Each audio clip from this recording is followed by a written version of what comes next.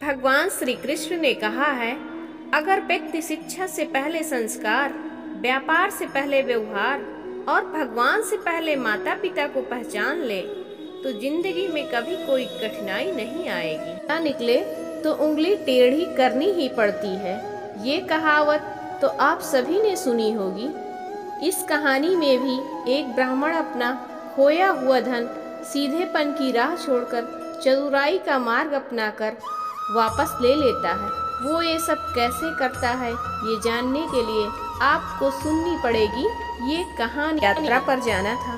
ब्राह्मण ने तीर्थ यात्रा पर जाने से पहले अपने खर्च के लिए कुछ धन खुद के पास रखा और बाकी सारा धन अपने पड़ोसी नगर के सेठ के पास जमा कराया।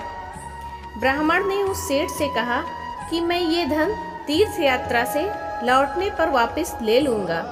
उस नगर सेठ ने कहा, अच्छा ठीक है।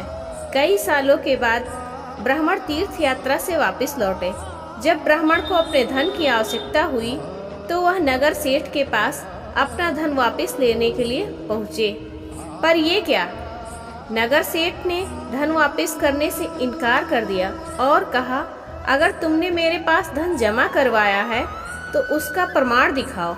नगर सेठ की बात सुनकर ब्राह्मण बहुत परेशान हो गया। उसे समझ नहीं आ रहा था कि अब वह क्या करे।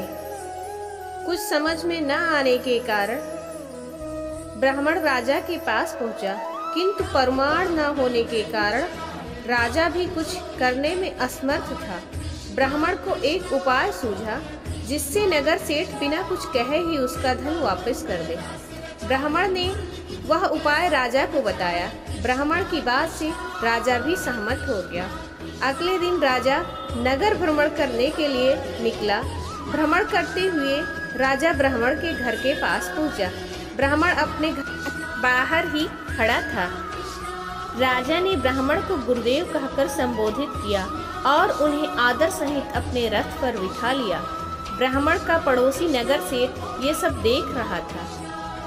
अब नगर सेठ सोचने लगा कि राजा तो ब्राह्मण का बहुत आदर सम्मान करता है। अगर ब्राह्मण ने राजा को मेरी शिकायत कर दी तो मुझे दंड मिल सकता है। इस दंड से बचने के लिए यही सही होगा कि मैं ब्राह्मण का धन वापस लौटा दूं।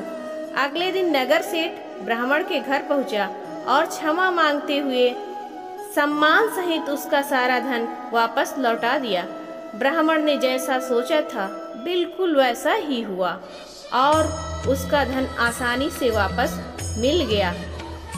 जिंदगी में कई बार ऐसा भी होता है कि आपके पास सच्चाई का सबूत नहीं होता है।